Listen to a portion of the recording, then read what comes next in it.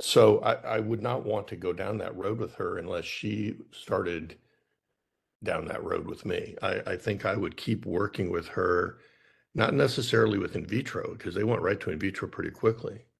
But I think you can really damage people when you tell them they need egg donation when they're only 32 years old. I mean, they're going to believe you, number one, and maybe she eventually will go that route. But I worry when people in our field start pushing very, very expensive, very high tech, and very alternative therapies on younger patients that just have not performed well in vitro, unless that patient has some dire need to, to do egg donation, which I'm guessing that this patient probably did not. Um, there is some interesting new data came out of the Columbia lab that I used to work in with Dieter Egli, as you alluded to, Gabby, about the cellular problems with eggs in vitro, at least.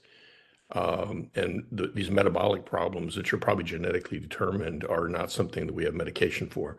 So the only other question I have for you is there was a host of supplements there. Do any of those have any real value in your opinion? Yeah, so you're talking about like the melatonin, the CoQ10, and MethylGuard. Yeah. The data is not great. They're definitely being used more recently.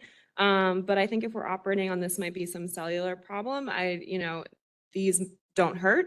And we can try before we move on to more extreme things like egg donation. Yeah, I'm not a big fan of supplements. I had a patient I saw at RMA about 2 weeks ago that swore that the balance of nature that they took was the reason his sperm count was going up, which I thought was just, extraordinarily funny, actually.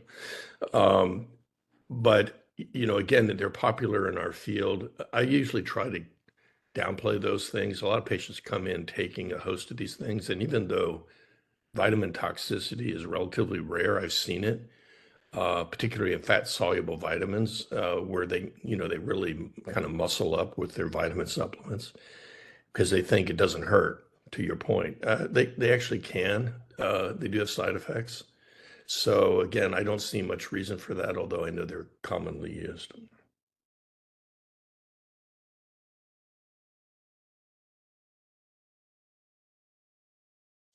All right, are there any other questions?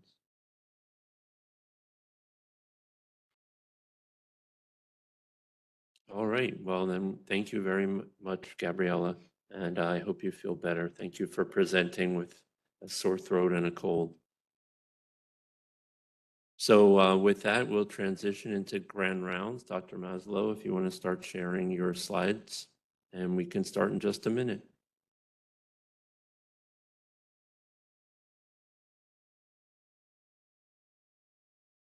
All right, so in a minute, I'm going to ask Dr. Sauer to introduce our grand round speaker. But just an announcement or two about attendance. We'll be taking attendance at 8:10, looking at the participants list. If your name is displayed clearly, then you'll get full credit for attendance. If you are calling in or if there's two people on the same computer, you can email your attendance to me or Michelle or Beth. And with that, Dr. Sauer, are you ready to introduce our speaker?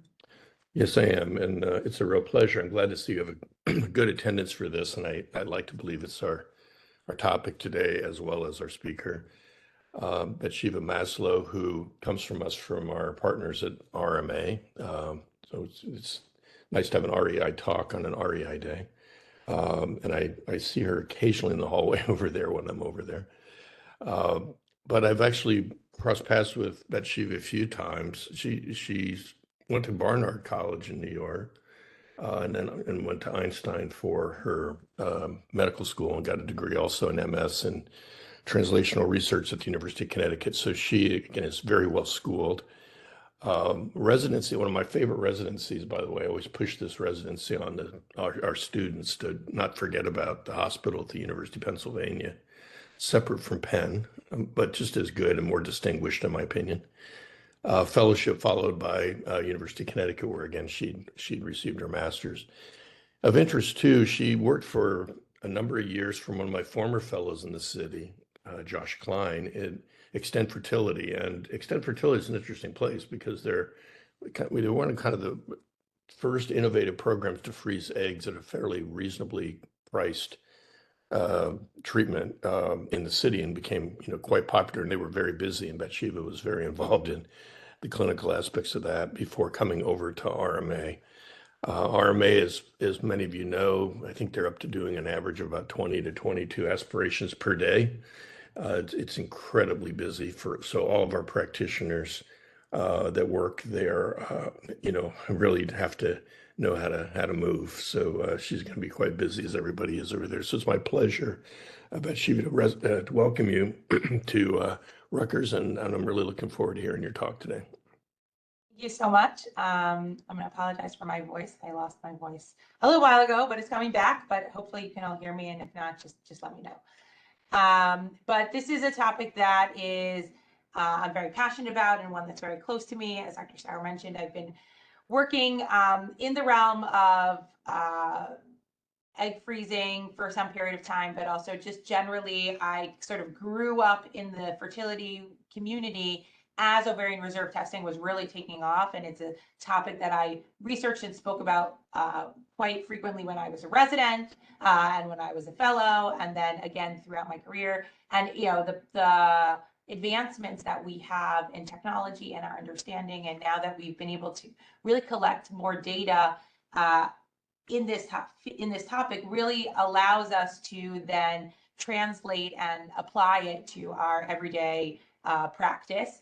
And the more that the knowledge is getting out amongst the general population, the more patients are interested in understanding what can ovarian reserve testing do for them. And the more critical it becomes that as clinicians, we understand really what does the testing do and what does it not do, and what are the limitations of it, and where is it best applied. And so that's hopefully what we're going to cover today. I've no disclosures. And so we're going to talk a little bit about, what is ovarian reserve testing. Generally, we talk about ovarian reserve testing as a marker of overall clinical supply, overall egg supply, sorry. We do that usually with either ultrasonography of the antral follicle count, AMH, which we heard a lot about in the last two talks, and traditionally with a cycle day 3 FSH. Lots of people like to talk about ovarian reserve testing as fertility testing, and what that means in the general public. Every person's going to interpret that as it's something different, and definitely when we're having conversations with our patients, understanding what they mean and what they're hoping to get out of this testing is actually very critical to understanding whether this testing is really going to even meet the needs and expectations of our patients.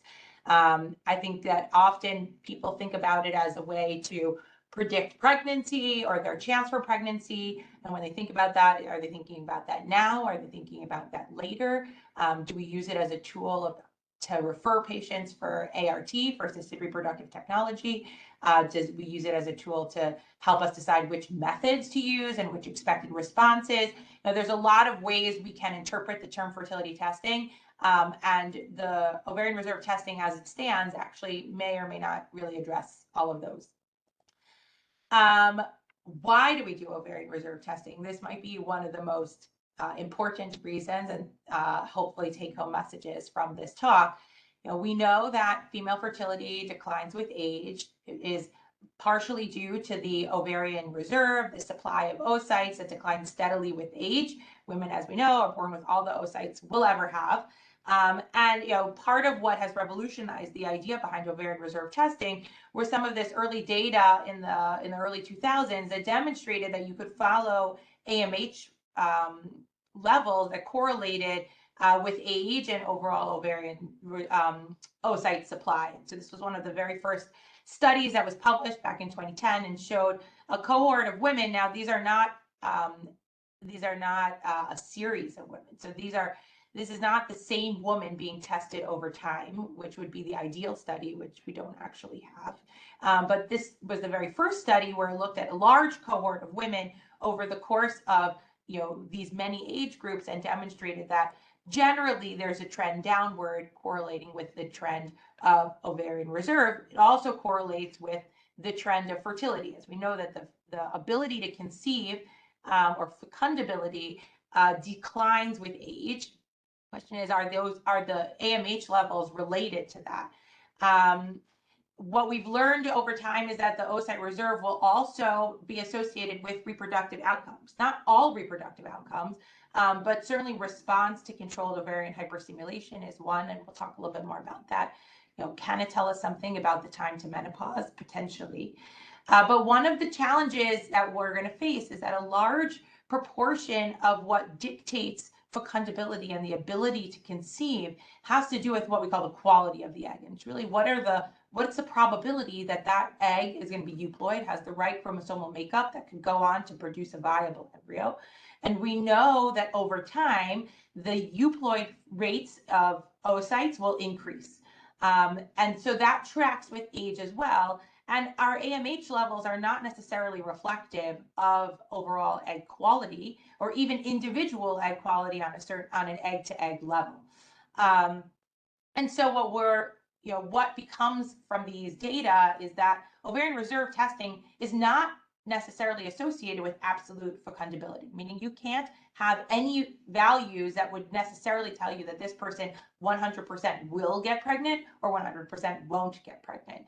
And there was actually a very good review article within the last year or so by Marcel Cedars out in California, reviewing some of these factors. And over again, she repeats that age is really the single most significant variable associated with pregnancy, either spontaneous or assisted. And that is true regardless of what the AMH level is, regardless of what the antral follicle count is. And we'll come back to that multiple times over the course of this talk. I think the biggest question that faces us as physicians is, when is it appropriate to do ovarian reserve testing? This certainly comes up a lot when I see patients who are interested in egg freezing, because this is something that women either appropriately or inappropriately, depending on how they understand the testing, are utilizing this information to help them make decisions about whether to pursue oocyte cryopreservation and fertility preservation. But some of that decision-making tools are helpful for other populations as well. Certainly patients experiencing infertility, ovarian reserve testing is one of the very first things we do as an infertility workup. It's often completed by our colleagues, the OBGYNs who are referring to us. It's often one of the very first things that we're going to do. But can ovarian reserve testing also be helpful in patients who, before they initiate conception, they're thinking about getting pregnant? Is there useful information that will help them in that process? And there are some special circumstances in which ovarian reserve testing could be useful. Menstrual irregularities, we touched upon that a little bit in some of the other talks this morning, and also assessing potential reproductive damage. Okay, so starting with the basics, what is included when we say ovarian reserve testing? What do we mean? So first is an antral follicle count. Antral follicle count is done with transvaginal ultrasonography. It's interesting that over the years, as transvaginal ultrasonography has progressed and the technology has improved and the machines have become better, the sort of guidelines of what's considered a normal antral follicle count have changed. And so, one of the best examples of that is if you look at the Rotterdam criteria for what's considered polycystic appearing ovaries. Over time, the definition of polycystic appearing ovaries has changed. Is it 10 follicles per ovary? Is it 15 follicles per ovary? Is it 20 follicles per ovary? There's debates, and part of that has to do with the technology that we're utilizing, because the better the technology, the more antral follicles we're going to be able to see, and that doesn't necessarily change the biological reality that's happening.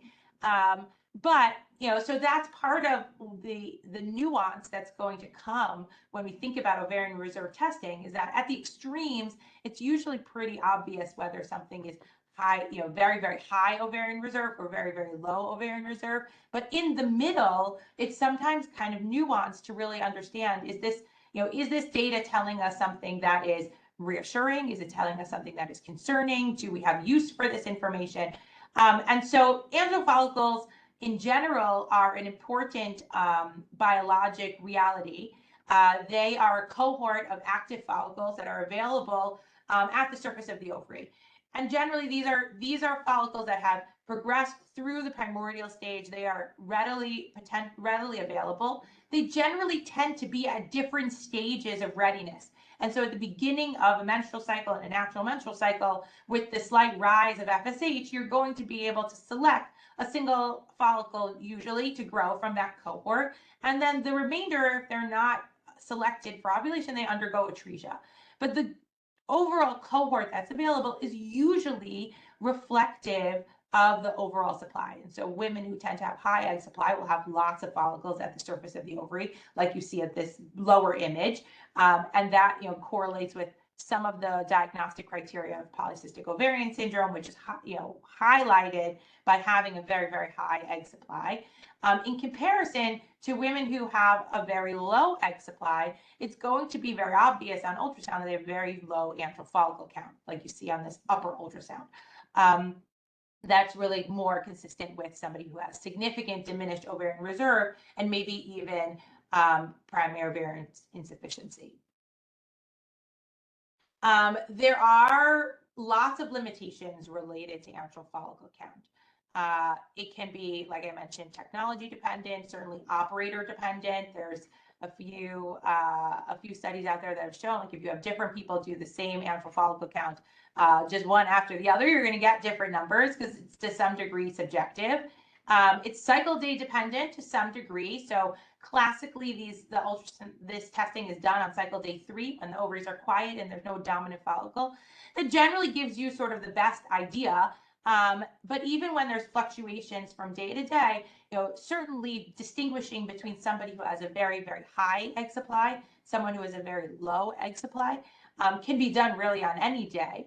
But there, you know, I often try to counsel my patients not to get attached to a particular number, because the antral follicle count really does change day to day, and can certainly change from operator or, you know, scanner to scanner.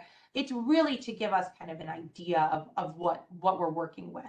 And so I really try to emphasize that there's this very wide range of normal. If you look at this graph, we're looking at, you know, the range from the third percentile to the 97th percentile. I mean, you're transversing a huge amount, even amongst various different age groups, and they cross so that you can have, you know, a normal antral follicle count, you know, at 40 may be low for somebody who's 25. And so understanding also who the person you are scanning is, what that antral follicle count represents, is very important. And also one of the highlight or things I'd like to underscore is that a lot of the ovarian reserve testing that we have is not well studied across different ethnicities, and there's almost always going to be changes by population group, and we have a very poor understanding of, is an antral follicle count in a Caucasian woman, does that mean the same thing as an antral follicle count in an African American woman? Does it mean the same thing for someone from Asian descent? You know, it is likely highly, you know, it's likely variable. It likely means different things. We just don't have the data to really tell us. And so there are a lot of pitfalls, but on the other hand, it can also give us a lot of very helpful information, particularly when distinguishing between the two extremes. There's a lot of talk about utilizing AMH. AMH, anti-mullerian hormone, is, you know, has rapidly become a mainstay of infertility testing, and is, I would say, in the last 5 to 8 years, really has spread out to the general public in terms of their understanding that there is this test out there that can give them information about what's happening to the reproductive system. I think there's a lot of misunderstandings about what AMH can do and what it can't do. And I think that has, by and large, led to a disservice to women overall. Because when, you know, there's this kind of motivation to stay away from testing that we don't know what to do with the answer. And so what's you know, what we've learned is, you know, we've been taught in medical school that we shouldn't order a test that we don't know what to do with. And so if we have an AMH level and we don't really understand what we're supposed to do with that AMH level, by and large, the clinician is going to kind of pull back from offering some of that testing. But that void in that, for many years, it was not readily available to the general public, led to a lot of misunderstanding. It led to some of these, it led to commercially available testing that women can utilize at home. And there's controversy around whether that's a good thing or a bad thing. But part of that has to do with that we are, by and large, have not been good or had not been good at counseling patients in terms of what does their AMH actually mean. Part of it is we don't really know what normal is. I saw someone mentioned earlier that they were using an AMH of 2 as a cutoff for normal.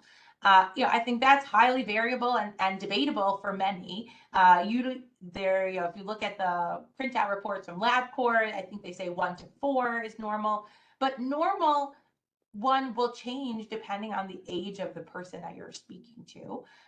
There's also, again, a wide range of what we can expect.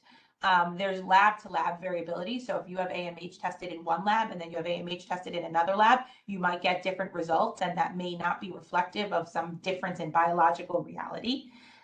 There's high variability from within age groups. So, you could test 130-year-olds and you're going to get a tremendous range. And that doesn't necessarily mean that there's something biologically wrong with either of the, where people fall on that spread. And AMH is imprecise. It's definitely not as precise as we would like it to be, and particularly at very high and very low levels. So the AMH lab, the actual assay, is really calibrated to be more precise between 1 and 4, which is partially why people talk about being 1 and 4 being normal.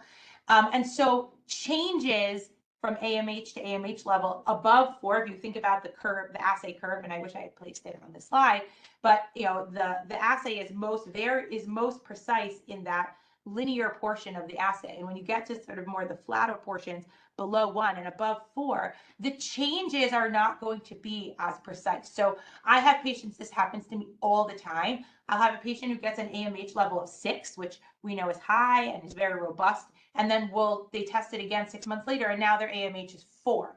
And they're freaking out because how did I lose 30% of my ovarian reserve in 6 months? And we have to talk about, actually the difference between 4 and 6 is probably insignificant.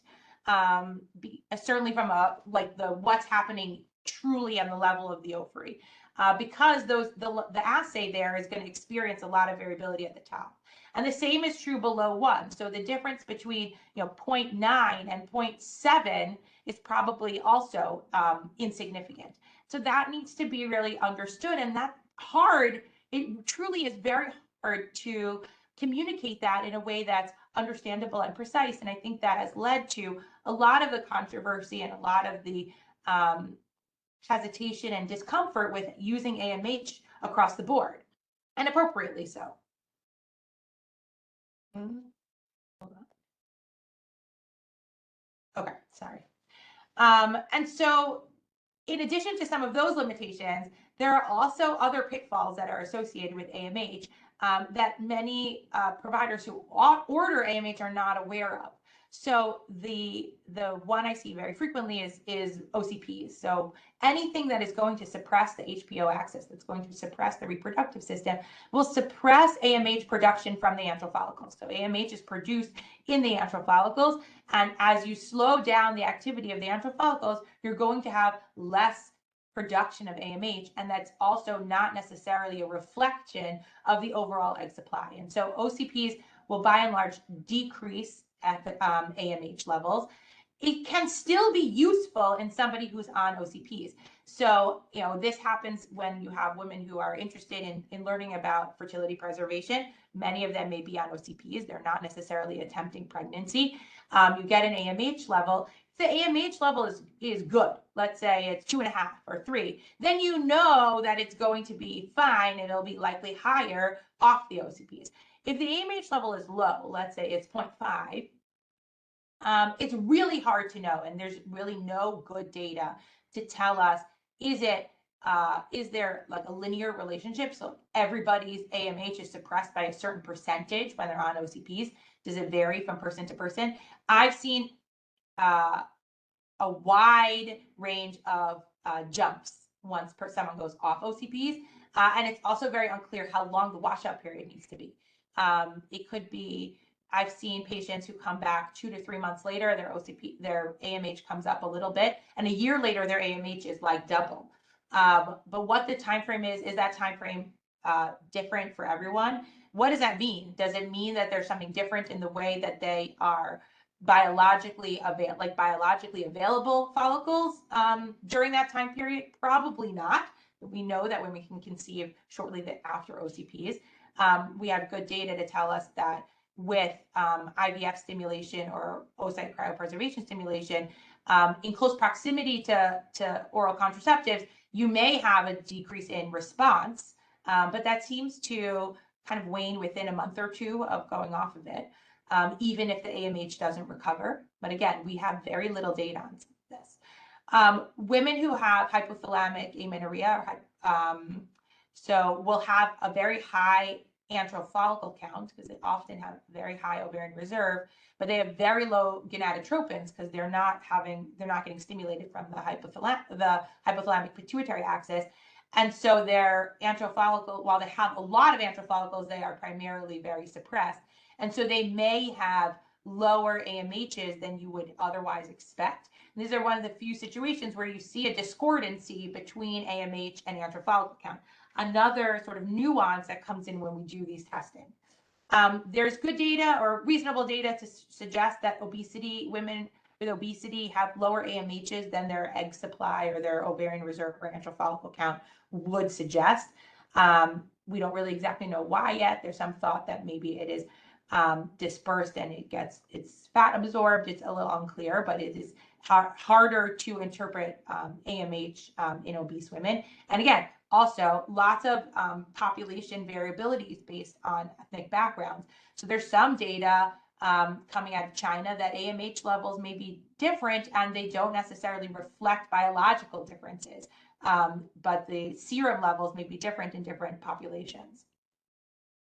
I touched upon this just a little bit, and I don't want to spend too much time going into the microbiology of all of this because it's boring, but essentially when follicles make that transition from the primordial follicle pool into the antral follicles, they start producing AMH.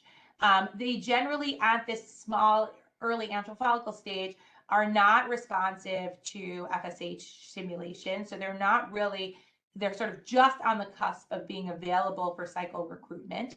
As they get bigger, they're the ones that will start to express FSH receptors. They will be responsive to FSH. And then you get into the whole closed link negative feedback system where one dominant follicle will start to suppress its surroundings.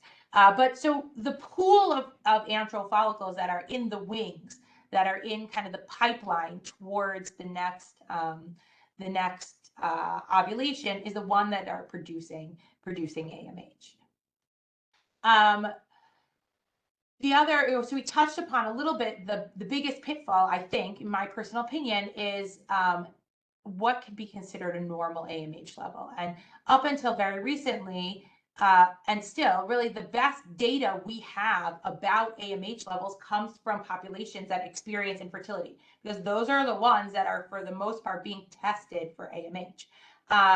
It's only recently, in the last, probably 8 to 9 years, as egg freezing, as fertility preservation has become more popular, that we've started doing more AMH testing in non-infertile women.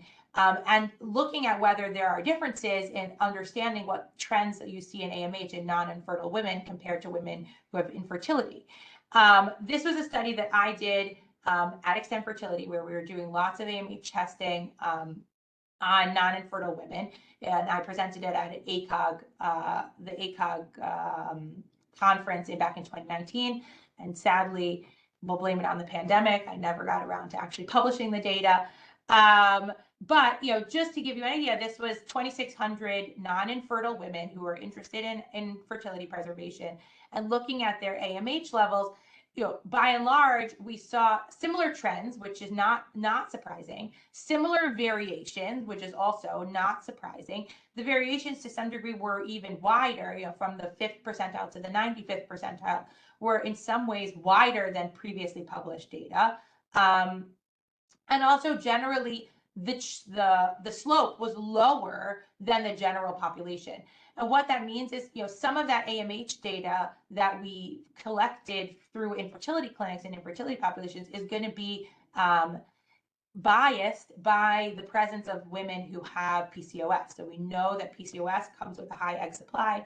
They're going to have high AMH levels. They're going to bias the trend upwards. You're also going to have some women who have diminished ovarian reserve who might bias the trends downwards. And so, it just goes again to underscore that this is not the calibration and the precision of the test itself, and how we interpret the test is not the same as some of the other tests we have at our disposal in other areas of medicine. This is much more complex and much more nuanced. And really, how do we understand what constitutes a pathologic level? We've basically really never been able to identify, okay, AMHs below this level are going to be pathologic in some way. They represent some kind of abnormality and pathology that would significantly impact a patient or her reproductive future. We actually don't really have that data, and it's difficult to understand how to apply some of these tests broadly when we don't have that kind of data. Day 3 FSH levels typically were the gold standard. Before we had AMH, we used to use day 3 FSH levels all the time. The WHO still considers an FSH level over 10 to be a sign of diminished ovarian reserve. The challenge is that FSH, just to review, FSH is being sent from the pituitary to the ovaries, and it's impacted its feedback loop with estrogen, and there's a negative feedback loop with estrogen.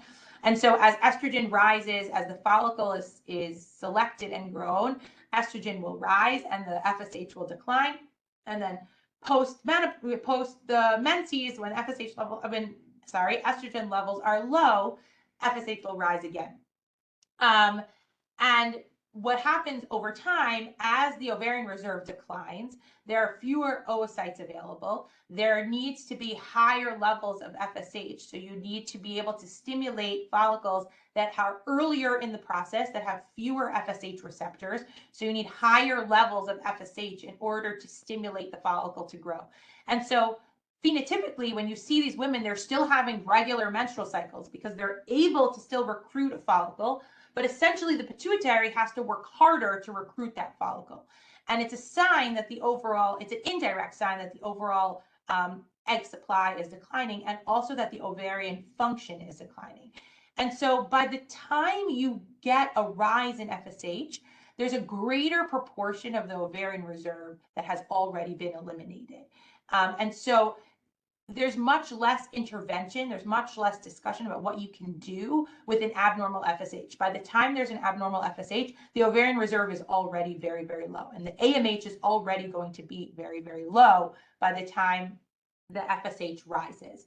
And so it has generally fallen out of favor as a standalone fertility or ovarian assessment, because a normal FSH, an FSH under 10, is not necessarily reassuring that the ovarian reserve is intact. It tells us that the communication, the hypothalamic pituitary axis is intact, but it doesn't actually tell us that the ovarian reserve is intact. And by the time an FSH level has risen, the ovarian reserve is already significantly depleted.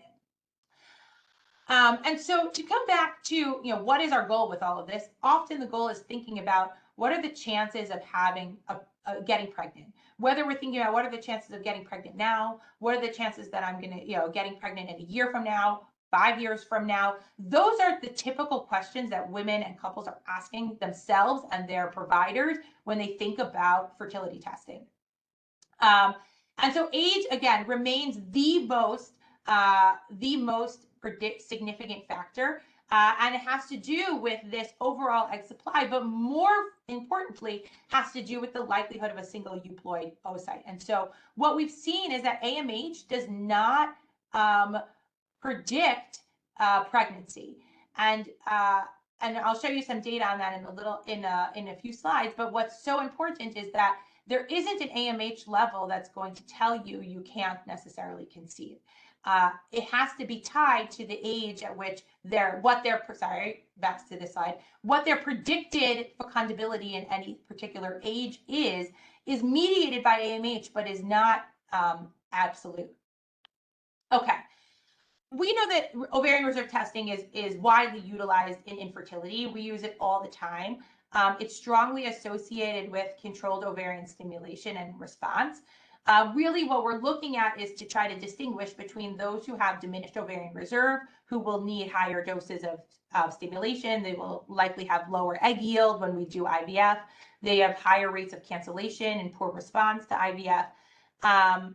However, there's a really good study that was done in Europe called the Poseidon study, where in European countries where fertility treatment is covered but more well regulated by their medical societies, there was some discussion about utilizing AMH to disqualify patients from seeking IVF care. And what the Poseidon study showed, and these are some of the data on the right here, is that especially young women who have low AMHs, who are predicted to be poor responders, their cumulative pregnancy rates are still pretty acceptable. So their cumulative pregnancy rates, and even though it may take multiple cycles, and here they're talking about multiple embryo transfers, largely of untested embryos. So these are not PGT tested, meaning there's going to be some that are aneuploid. Their cumulative pregnancy rates are still acceptable. And so this study really sort of put to bed the idea that you could use AMH as a way to disqualify somebody from accessing ART, because it may be that even though they have a lower egg supply, they may need multiple cycles, but the more eggs they're able to put into the system and the more embryos they're able to have available, the more likely it is they're going to be successful.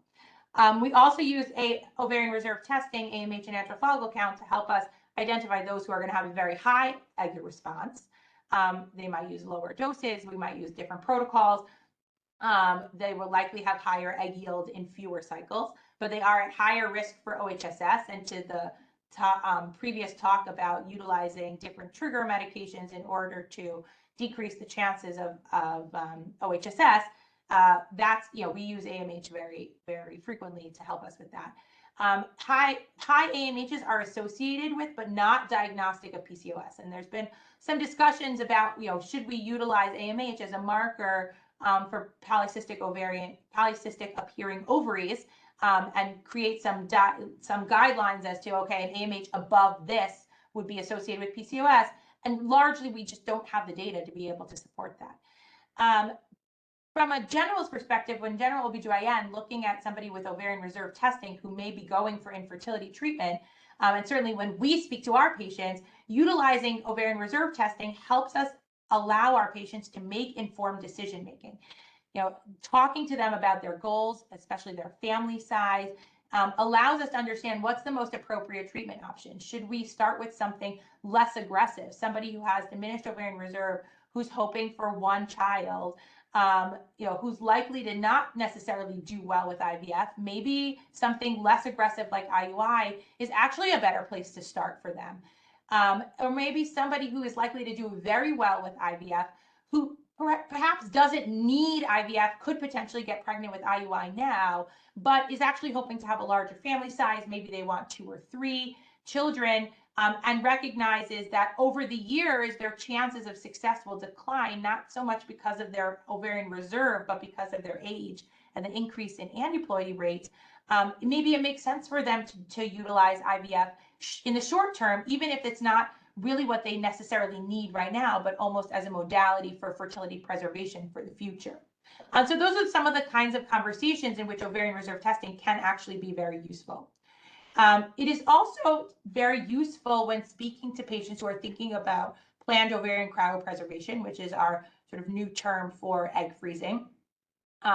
This is, again, a study that I published back in 2020 from the data we collected at Extend Fertility, looking at a large group of women who had undergone egg freezing, and we correlated that with other published data about how many eggs do you need to freeze at what age to achieve a certain threshold of estimated live birth. And what threshold is appropriate. Some people feel 50% threshold is acceptable. Others would like a 90% threshold. So here it's, there's a lot of variability and also setting realistic expectations. But understanding that most women, regardless of their overall egg supply, when they were under 38, we're going to get to one of these, an acceptable level in typically 1 to 2 cycles. But AMH levels actually truly impacted how many cycles they would need to achieve that level. And so it's not so much a marker of kind of who should and who shouldn't do egg freezing, but in the patient who's thinking about doing egg freezing, it's a very good marker of giving her an idea about what her cryopreservation efficiency might be. Are you likely to be able to feel comfortable with the number of eggs you get in one cycle, or are you going to need multiple cycles to get to that comfort level? Do you have the resources to put that to those? Are you somebody who might need 2 or 3 cycles? Is that something you are prepared to do? Does that make sense for you? Is that something that's valuable for you? Right? Those are all the kinds of conversations and nuanced discussions that I have with patients when we think about egg freezing. What I think is harmful or can be harmful when patients get their AMH levels and they don't quite understand what they have is that they can get false reassurance. Oh, I'm 39, I have a great AMH, so I'm going to be good no matter what. And then they may end up being disappointed a year or two when they're trying to conceive and don't have a really good understanding of how low the general population, the pregnancy rates in the general population might be at 41 or 42. It also can sometimes raise inappropriate concern. A low AMH level in a young woman does not necessarily mean there's something wrong or that they're not going to be able to conceive, but it does give her the opportunity to discuss it and potentially think about whether ovarian cryopreservation would be useful. I would argue, actually, even though she may need multiple cycles, somebody with a low ovarian reserve, it's almost more beneficial for them to do cryopreservation than the person who's going to do well with 1 cycle. And by and large, age is always going to still be the most critical factor in ultimate success. So 10 eggs at 32 is going to be a much higher chance of success than 10 eggs at 38, no matter how many cycles it took to get there. There is some emerging data that AMH may be a marker of time to menopause. We don't have a good, when your AMH level is X, it means you have Y number of years to menopause. But there is some data to suggest that. And that's where, AMH levels that are lower in younger women can be, I wouldn't necessarily say a cause for concern, but should be something that women are taking into consideration when they're thinking about their overall goals of family building. AMH can be very helpful in distinguishing patients who have menstrual irregularities. So there's lots of data to support that shortened intermenstrual intervals, so short cycles that are less than 24 days, can be an early sign of diminished ovarian reserve. And someone might present to their OBGYN with saying that their cycles are short, and an AMH level can help distinguish, actually, is this someone who needs to be concerned about the early signs of diminished ovarian reserve? Or is it, is this just one of those cycle variabilities that's, can happen over time that is not necessarily concerning? Oligomenorrhea, having fewer cycles can be associated with high egg supply, like we talked about, can be associated with PCOS, but it can also be associated with diminished ovarian reserve. And AMH, on the one hand, should not be utilized as a diagnostic criteria for PCOS. Like I said, there's never really been a good cutoff to be able to tell us. And this is, if you look at this, this is a kind of full table, but what it shows us is that, yes, women with longer cycles tend to have higher AMHs on whole, but it's, again, you see variations from person to person, and so there isn't really there's no consensus. And specifically, someone who has normal menstrual cycles, who has a high AMH, shouldn't be told that they have PCOS, which I see a lot. And it's really just not necessarily diagnostic, especially if clinically they're not expressing signs of PCOS. But what we really want to be able to, where AMH can be very helpful is somebody who has oligomenorrhea and you're worried could have POI, being able to test an AMH will essentially eliminate POI as a diagnosis if their AMH is normal or high, especially when they have amenorrhea. AMH has been used to assess ovarian damage. So we see drops in AMH after chemotherapy. We see drops in AMH after pelvic surgery. I think some of this is there isn't a lot of data to help us put that out there clinically. We use it when we counsel our oncofertility patients about what are their likelihoods of being in menopause post-treatment. High AMH levels are less likely to be associated with post-treatment menopause, just because there's more ovarian reserve present, so less of it will necessarily get damaged. It's hard to know exactly how to utilize it when we think about pelvic surgery, other than to know that AMH levels do seem to decline in the months post-pelvic surgery. But there is also some data that they might equilibrate and kind of come back up again as the ovaries recruit more into the pool of antral follicles. So I want to conclude in the last few minutes. What makes up ovarian reserve testing? Like we said, AMH. Ideally, we get the most information when it's off birth control pills, but it can, like I said, be useful whether or not they're on birth control pills. An antral follicle count, keeping in mind that the number itself is not necessarily so valuable as much as the overall understanding, is it high, sort of typical, or low. And day 3 FSH may be useful, but I think would be most useful when the FSH levels are low to tell us, are the AMH levels are low. Are the AMH levels so low that they're already starting to affect the communication between the brain and the ovary? Really, the major question is why use it? It's so complicated and there's so much nuance. Why should we even use this at all? And I think ovarian reserve testing, even in the general population, is really very, very helpful for women and couples who are making time-based decisions.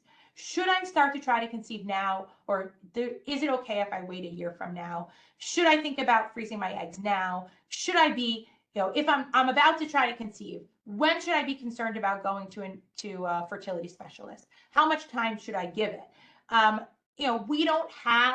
We can never guarantee anything. I'm always hesitant to tell somebody oh, you're good, you can wait a year, because you never know.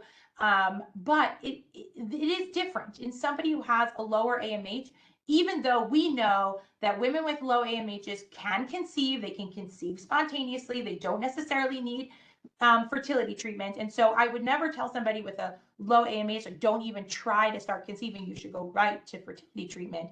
But if you have somebody who's young, who has a low AMH, who's hoping to have a larger family, then yes, that actually is very appropriate to include in the conversation. And she or the couple may decide, you know what, okay, we're not really interested in being more proactive, but this is something that we're going to keep in mind. So we'll try to have a baby now. Hopefully we'll be successful. We go to try to have baby number 2. Maybe we're a little more proactive for baby number 2. Or maybe after 6 months of trying for baby number 2, it hasn't worked. I'm going to come back and do more testing. Because what's also kind of playing into this is that there's lots of other reasons why women or couples experience infertility that's not related to AMH, but it's something you might want to know. So if you have somebody who has a low AMH, and then it turns out that her tubes are blocked, or it turns out that her partner has very, very low sperm, and they're going to need IVF regardless, you'd rather be able to do that sooner than later. And so it becomes part of this sort of temporal, time-based decision-making, which is complicated and hard to communicate with our patients. But I think by and large, especially since more and more information has gotten out there, by and large, women are prepared to have those conversations and prepared to have difficult and complex conversations about their reproductive systems and about their reproductive goals. And I think this plays an important, but not sole primary role, meaning you can't base all decisions on this, but it is something that is really useful in sort of discussing.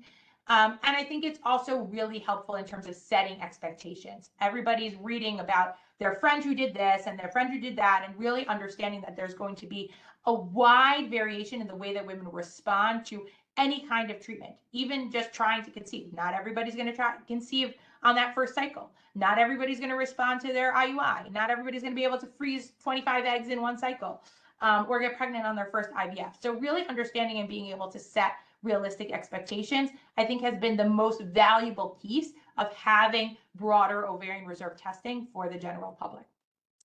And so we utilize it obviously for infertility workup, and always cautious in terms of giving people their false reassurance.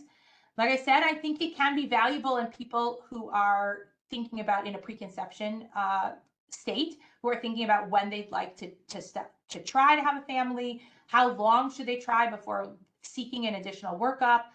Again, never to necessarily skip to some kind of intervention. And egg freezing, it can be very, very helpful in terms of really understanding the efficiency of what egg freezing can or can't do for any particular person, and what kind of resources they might need to apply for or put towards this process, and how valuable that may or may not be for them. Yeah, I think the big question is this something that should be utilized as a screening tool for all women? I think there are some people who would believe that it is. Personally, I feel like we don't really have enough data. Not having enough data doesn't absolve us from engaging in these conversations with us as medical professionals, and like we're having today, and our patients. I'd like to be able to see much more data on this so that we could get to a point where we could have real information that would be great as a screening tool. I hope that one day in my lifetime I'll see that, but it's not something I think is coming down the pike anytime soon. And so, it has to be utilized in a nuanced and cautious fashion, but it is and can be very, very valuable. With that, we'll leave the last few minutes for questions if anyone has any. Thank you, Dr. Maslow. Thank you for this excellent talk. Are there any questions?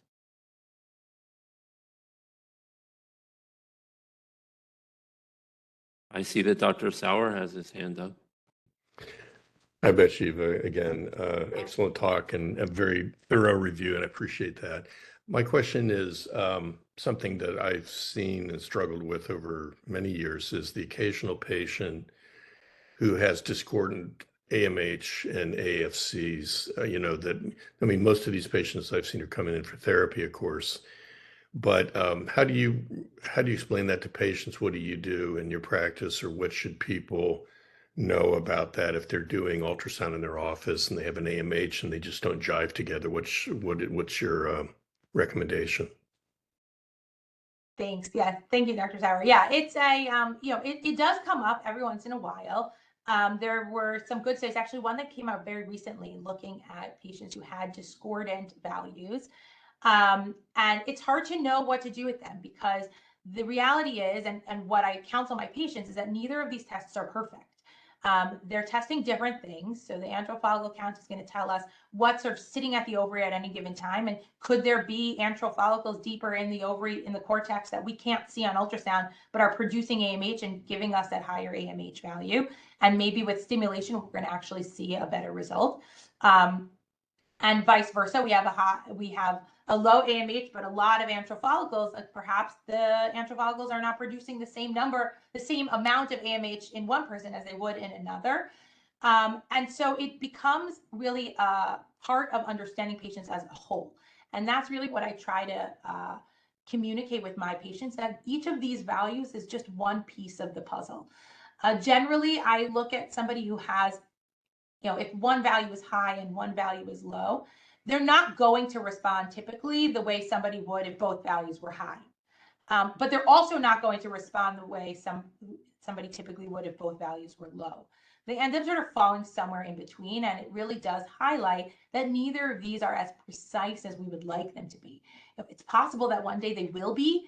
And like I said, I think we need good studies that look at, a huge population of women, and you follow their AMH levels over their life. We need like a Framingham study of looking at AMH levels. Lots of screening tools were devised in that way, and lots of scores. And I think really what we should, in a perfect world, our goal would be, could we develop some kind of scoring system, taking AMH, antral follicle count, lifestyle factors, genetic factors, or family history, and create some kind of score, like a FRAX score, that would tell you, okay, what are your chances of having a baby in the next 3 years or 5 years?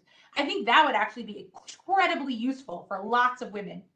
But the kind of study that would need to be devised to actually get us there would be tremendous, and it's probably not going to happen anytime soon. I see that Dr. Siegel has his hand up. Hi, great presentation. Thank you very much, Dr. Maslow. This is just more of a statement. I have a very specific population. You probably deal with them as well, in Orthodox Jewish population who expect, as you said, very high amounts of, they want a large family. And what I've seen is sometimes people get AMHs, like you said, on these young women who have maybe PCOS or irregular cycles or even oligomenorrhea, and they do it without thinking that this woman's 21 or 22, and then they get sort of a questionable number, and all we do is freak them out and push them into not IVF or push them into some. They start really freaking out, and a lot of them, for religious reasons, will not do IVF for a few years, will not do sperm analysis. It gets very complex just doing tests that we don't know how to deal with in a very specific, nuanced population. Exactly to your point. Yeah, I would agree with that. And to my, to what I said earlier about like the data, we actually don't have data on AMH levels, or good. We don't really have any data on what's the meaning of AMH levels in women under 25. All the studies start at 20. Most of the studies start at 25. And I have this, I see a very similar population. And we really don't know what to do with these AMH levels. I think we generally know that if you get a very low AMH level in somebody who's under 25, it's probably not good, especially if they're hoping to have a larger family. Speaking to some of that data about time to menopause and risks for early ovarian failure, it's probably not good if you have a very low number. But what does that mean in terms of like, how many children could they have? Could they get pregnant now? Could they get pregnant later? Is menopause imminent? It's very, very hard to know. I'll tell you, in my population, or in my patient population, if I see young women with very low AMHs, I actually, even if they have regular cycles, I will order the POI workup. I'll get a karyotype on them, and I will get, the karyotype is probably the most important, and I'll get FMR1, Fragile X screening, because we know that, in this population, I picked up women who have like Turner mosaic syndrome, or have other karyotypic X chromosome abnormalities. And we know that Fragile X premutation carriers are at risk for premature menopause. And so being able to, that's actually where I find AMH to be most satisfying. It's when you identify a patient in whom you can intervene and change the course of her entire life. If you find somebody, and I've had this happen to me, a handful of times in the last few years, where I've identified somebody who's, in her early 20s with a low AMH, who otherwise would never have known that her AMH is low because she has regular cycles, who then she had super low AMH. It prompted me to order a karyotype and FMR1 screening, and it came back positive. And now that's changed everything, because now, there's a different conversation around fertility preservation. There's a different conversation about offspring and what's going to happen to their offspring and how their reproductive future is going to change. It affects their siblings. I have a patient who came to me for infertility whose AMH was very low. I tested her. She's a Fragile X carrier. She had 3 of her sisters tested. All 3 of them were carriers, and then all 3 of them who were not yet partnered came to me for egg freezing. Right now, that's like an amazing story, but that's where there's so much power in this testing. But we have to be very wary of what it is and what it isn't. And I think what you're describing is absolutely true, that we order these tests and we don't always know what to do with them, and what they mean. I think we look to them for reassurance, and then when we don't get it, we don't know what to do with it. I see that Dr. Bayat has her hand up. Hi, good morning. My name is Lily. I'm one of our complex family planning providers. Thank you so much for that incredibly helpful presentation. I have just a quick question, and I'm sorry if you said this and I somehow missed it. I know that we can't use the AMH to predict spontaneous fertility, or, to provide a woman with an actual timeline regarding, how how much fertility she has left or how long of a time period she has. But is there any utility in checking the rate of change of AMH over time in a specific patient? You know, like thinking a certain percentage decrease over a specific time might correlate with her having less quote unquote time to conceive, or is that I also think that's something that it's a great question, and I would love to say that yes, there is some utility. I think there is in the right patient and the right provider. I know in the oncofertility community and really in the pediatric oncology survivorship community, they're doing a lot of where they track AMHs in young teens and children who have had chemotherapy and try and use it as a way to help predict when their fertility is sort of taking a decline post-treatment.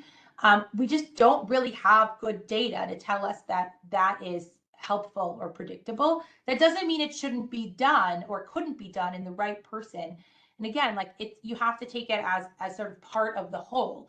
You know, the AMH going down in a 32-year-old is potentially going to mean something different than it is in a 42-year-old. The same way, like a high AMH in a 32-year-old might be something different than in a 42-year-old. So, you know, age plays. You almost like can't speak about AMH without also speaking about age, and the two really need to go together. And I would love to say that, you know, yes, over time we should be able to see a decline in each, you know, over with a single person and kind of serially check it. But you're gonna have these sort of peaks and valleys, and over time it's going to go down. But you know, what does that mean biologically? If my AMH was 4.5 last year and now it's 3, does that mean something? I don't know. It's going to go down with age. It's like, I don't need to check it. I know that it's going to go down with age. It always is. You know, if we look over a long enough time period. So it is very hard to know, but I do think in individual cases, it can be useful. But across the board, we probably don't have enough data to really know what to do with it yet. I see that Dr. Levine has his hand up. Yes, good morning, and thank you so much for your excellent presentation. And forgive me, I missed the beginning if this already was discussed, but as a family physician and a contraceptive specialist, I spend probably most of my time helping reproductive age women prevent pregnancy. And one question I get asked a lot by my colleagues and my residents and patients is if they are on hormonal contraception, at what time can they safely stop it and not be at risk for pregnancy? And I usually follow, you know, the American Menopause Society and tell patients as long as there's no contraindication, keep using it till 50, 55, and then transition them, that there really aren't good, reliable laboratory tests. And I know you had mentioned about not preferably measuring AMH off contraception, but I still see a lot of my colleagues trying to chase laboratory tests to make that determination. And I just wanted to confirm with you whether that's still not good evidence base, or is there any evidence for doing any of that testing on patients who are currently on hormonal contraception? I would say as far as I know, there is no evidence we don't have like a specific AMH level at which we would say it's safe to stop contraception in that population. Again, I think it can be individualized. So if you have somebody who's interested in going off contraception and their AMH is undetectable on contraception, you have them go off and use some kind of backup method and wait another month or 2 or 3 and check it again, check an FSH level, right? So if your AMH is very, very low and your FSH is very, very high, yeah, then you can feel pretty confident that the reproductive system's not working anymore. But you know, as in that kind of bridge to menopause. But you're going to need a good at least 2 months off of hormonal contraception to really get an accurate FSH level too, because the hormonal contraception will suppress that the hypothalamic pituitary axis in the same way. So I would say in the right patient, it can be useful in terms of giving them, if you check the AMH level and it's 2, then like, you know, you're not going to be able to go off birth control pills. But if it's undetectable, you know, it might be reasonable to have a trial. As far as I know, I don't know that there's any studies that have looked at that yet. I think it would be a very interesting and good study to do, but as far as I know, it hasn't been done. All right, I'll keep you in mind then. Thank you. All right. Well, Dr. Maslow, thank you again. My pleasure. Thank you so much for having me. Thank you, Dr. Sauer, for that intro. I really appreciate it. All right, and with that, we'll come to a conclusion. I wish everyone a safe and peaceful day. Thank you.